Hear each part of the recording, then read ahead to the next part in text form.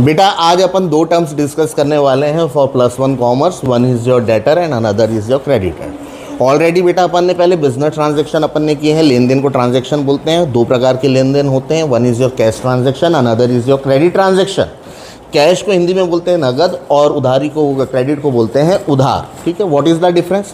Cash transaction में immediately you receive the payment in cash और you make the payment in a cash immediately after the occurrence of the transaction.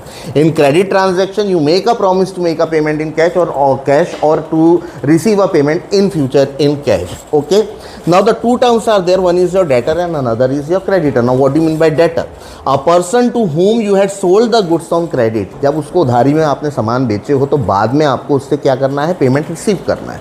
जब बाद में payment receive करना है तो कहीं ना कहीं बुक्स ऑफ अकाउंट में उस बंदे का नाम अपीयर होना चाहिए। तो लिस्ट ऑफ डेटर में उसका नाम अपीयर होता है कि हाँ ये बंदे से हमको इतनी इतनी अमाउंट इससे रिसीव करनी है। वो बाद में अपन कवर करेंगे। बिल्स रिसीवेबल और बिल्स पेबल का भी कंसेप्ट हमको आपको समझाना है। और डेटर्स आपके आ जाते हैं बेटा करंट एसेट में, because the current asset means the amount which will be recovered with in one accounting year. एक साल के अंदर जो पैसा आपको मिलने वाला होता है। Second is your creditor, a person from whom you had purchased the goods on credit, supplier.